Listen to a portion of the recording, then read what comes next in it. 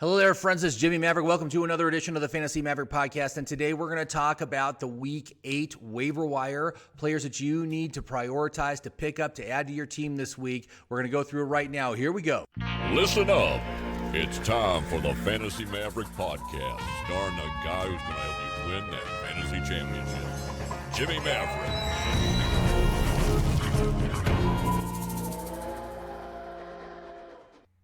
Hello there, friends. It's Jimmy Maverick, and welcome to another edition of the Fantasy Maverick Podcast, coming at you from a freezing cold Santa Fe, New Mexico. I don't know if you happened to watch the Bronco-Chiefs game on Sunday, but that weather system moved over Santa Fe yesterday. 20-degree weather, tons of snow.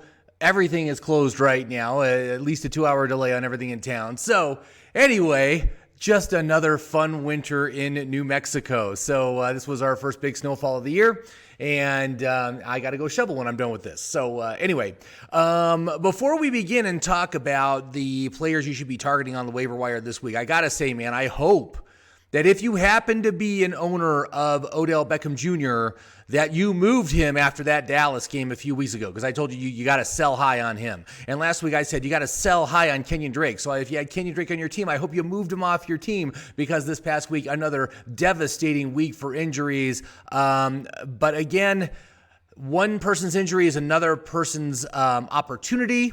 And so that's what we're going to talk about today with the waiver wire and the kind of players you should be targeting. So let's just get right up. Let's just start and do it right now. So first of all, let's talk about quarterbacks. And two quarterbacks that I do like for this next week. They got a great matchups and should be very productive. The first one, Carson Wentz, who not only gets a fantastic matchup because he gets to play Dallas this next week, but he has been surprisingly good. The past few weeks, he scored almost 30 fantasy points in each of the past 2 weeks against tough defenses. It was against Baltimore and against the Giants. So, Dallas is just a gift. So he should be very good, very productive. I also really like Teddy Bridgewater once again. He had a really good game against New Orleans, and now he gets the Atlanta defense. So again, two of the worst defenses in the NFL this next for Week 8.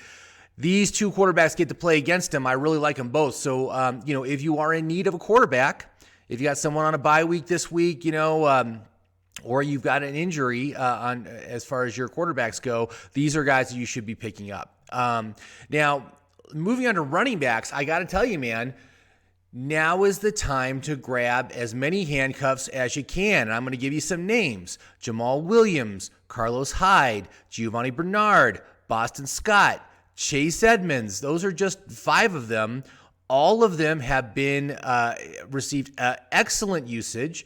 They are all playing behind the lead back who is injured to some extent or another, and they should continue to be very productive as long as those running backs remain out. So, we're talking right now, Aaron Jones, Chris Carson, Joe Mixon, Miles Sanders, and Kenyon Drake, all dealing with injuries. And so check your waiver wire to see if any of these guys are available. Chances are the one that most likely to be available, Carlos Hyde, Boston Scott to a lesser extent, Chase Edmonds, Bernard, and Williams, only about 60 to 70% owned. So there is a good chance that they're available on your waiver wire. So those should be your primary targets for this next week for running backs, because again, these guys are startable assets as long as the lead back remains out. Now, there are 2 other names that I want to give you that you should think about rostering right now. And the first one, I can't believe I'm recommending it, but I'm recommending a Jet, LaMichael Pirine. Obviously the Jets are a mess, but Pirine got 11 touches and 3 targets this past week. Now that Bell is no longer on the team, Carlos Hyde is his usual ancient self. So anyway, it's opened things up. Pirine has a path to be a fantasy asset. Now, he's not startable yet. He's below my threshold to start. I need to see at least 15 touches and targets for me to say, go ahead and start this guy. He's not there yet, but very close. He was in on 70% of the snaps in week 7. Versus 23% for Frank Gore. So again, I think he is an excellent option for your fantasy team, for your fantasy bench. Go get him. He's absolutely worth a pickup at this point. Also, surprisingly, I got to say, man, Joshua Kelly, well, actually, I'm not too surprised at this. Joshua Kelly was dropped by a lot of leagues because he had some very poor performances and he was being outplayed by Justin Jackson. But Austin Eckler's injury is lingering. They do not expect him to be back soon. And everyone left Kelly for dead, but he's showing signs of life. In week 7, he was in on 38 snaps versus Jackson's 31. He had 12 touches and 5 targets, so that puts him over my threshold as someone who is flex-worthy, that you could flex if you need him to. He's only 43% rostered right now, so again, widely available. And I would look for these guys. So get onto your waiver wire today, find some of these guys, and make room on your bench to add them in there. Now, let's move on to wide receivers. We've got some good ones here, man. First one, again, A.J. Green, who is getting excellent volume. He got 13 targets last week in their loss to the Browns. Certainly, we're seeing that Cincinnati is an has a lot of offensive firepower, and the quarterback throws that ball a lot. So there's going to be opportunities for A.J. Green. Now, he hasn't done very much with it. He hasn't gotten any touchdowns, but I think this gives him a very safe floor, especially in PPR. Very valuable. He's only 63% rostered, but if you are hurting for receivers right now, I think he's absolutely worth a pickup, and I think he is startable right now. With this kind of volume, how could you not be? 13 targets, man, that's crazy. Also, someone who just came back from injured reserve, Sterling Shepard of the New York Giants. Forgive me for that. He returned from IR, got 8 targets. That's excellent. Shepard was a guy who I was really big on preseason, and unfortunately, it's been a lost season so far as he has done nothing. But to see him get 8 targets immediately off of injured reserve means he is going to be heavily utilized, as I expected him to be, and as long as he remains healthy, he's going to be good. And he's only 29% rostered. So again, a very easy guy to find and pick up. I would definitely pick him up. And, am I recommending another Jet? I am. Denzel Mims of the New York Jets, another player that just came back from injured reserve, had a big game, got 7 targets, and appears to have a solid role in this offense. And I think he benefited partially from the fact that Jamison Crowder was out, but I think this is a situation where when Jamison Crowder is back, which he should be back this week, we're kind of expecting that he'll be back, that will help the Jets offense be able to do anything. But anyway, Denzel Mims, that's a good level of volume. I think he's worth a pickup. Now let's see here. It gets moving on to tight ends. Not a lot of options here, but there still are a few names that I want to mention. First of all, Eric Ebron. Past 4 games, Ebron has gotten 6 or more targets in 3 of them. So he's getting targeted in the end zone. And I do not trust him to start yet. But if you are in need of a TE2, if you want to back up your tight end, which is something that is a wise thing to do at this point of the season, I would absolutely get him rostered on your bench. But I wouldn't start him yet. But I think he's absolutely worth a pickup. Another one that I think is absolutely a high priority target for this week for a tight end is Richard Rodgers of Philadelphia, because now that both Ertz and Goddard are on injured reserve, this